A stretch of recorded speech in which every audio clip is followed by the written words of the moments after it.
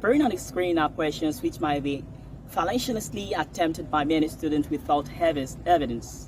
Of course, W uni. Hello eminent personality watching this video all over the universe. I wholly welcome you to Sagacious English Grammar, your ultimate destination for English mastery. Into this video, I am going to be teaching you the fabulous topic referred to as collocation. Starting with an analog will be quite awesome and significant for the fact that it will ensure comprehensiveness. Imagine you were presented a brand new car as a present on your birthday. You appreciated a lot because you had wanted to get one for yourself, but things have not actually been working well. So joyous you were that you went into the car to drive. But unfortunately, the car doesn't have an engine. How would you feel? To be so disgusting and embarrassing, right? But why? This is the concept behind the topic for today, which is collocation. Collocation has to do with the affiliation of words. That is, collocation simply means words that goes in pairs. In another word, you can have collocation as a natural combination of words that are closely affiliated with one another. There are words that goes in pairs, in which if you detach word A, then decide to use word B, the sentence would be as good as nothing. The same way you feel disgusted and embarrassing because the structure and the engine of the car, which ought to goes in pair, doesn't, so will it be grammatically wrong when you tend to use word A and you fail to use word B in collocation. So into this video, you have on your way 5 different examples of collocation. Number 1, alternative. The word alternative is mostly used as an adjective. It actually has a tendency to collocate with not any other word but, B-U-T. It is also known as option or choice. So that means that the word option or choice can actually serve as synonyms to the word alternative. On the contrary, it is erroneous to make use of the word than after alternative. For instance, I have no alternative but to do it.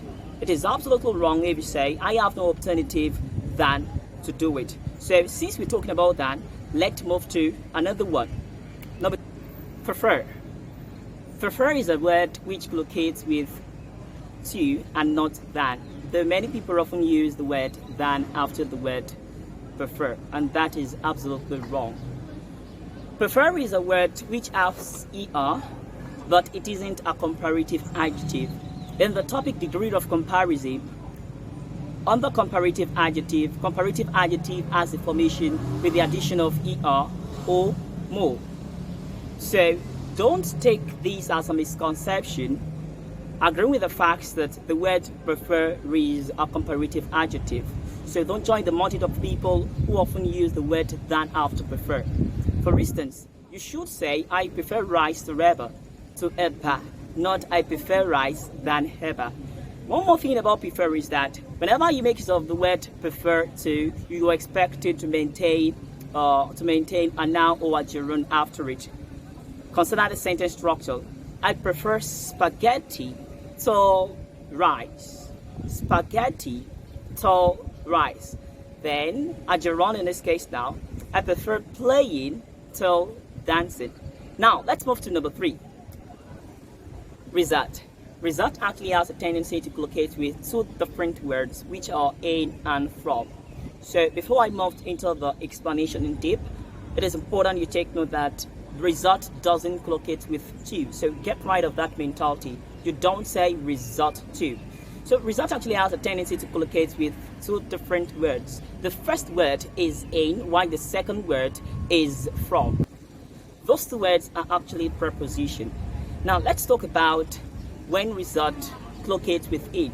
Whenever result is used to show the outcome, that's the key word. Whenever the result is used to show the outcome of a performance or an incident, it collocates with in. For instance, the protest resulted in violence. You don't say the protest resulted to violence.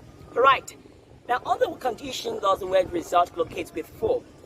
From rather. This is it.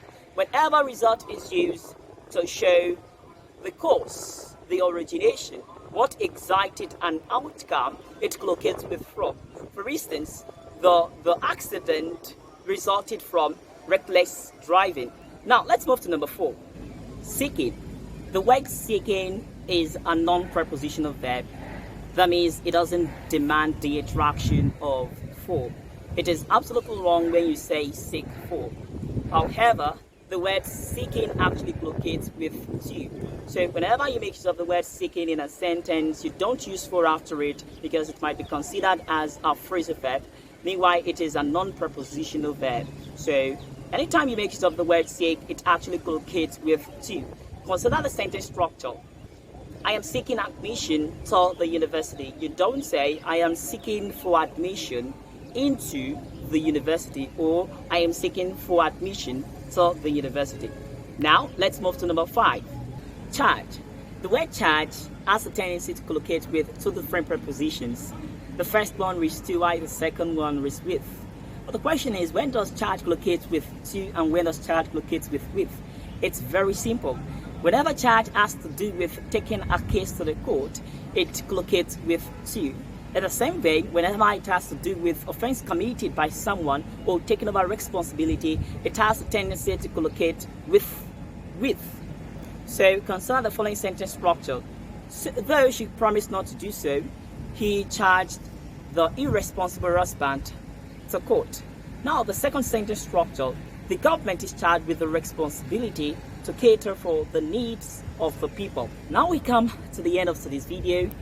Kindly subscribe to my YouTube channel as the questions will be appearing next on the screen. You can also stay connected as I've gotten my Instagram account, my Facebook account, and my Twitter account. Thank you so much, my lovely people. See you next time. Bye-bye. To discover that they often mispronounce. Now let's start with the first word. The first word is pronounced as decision.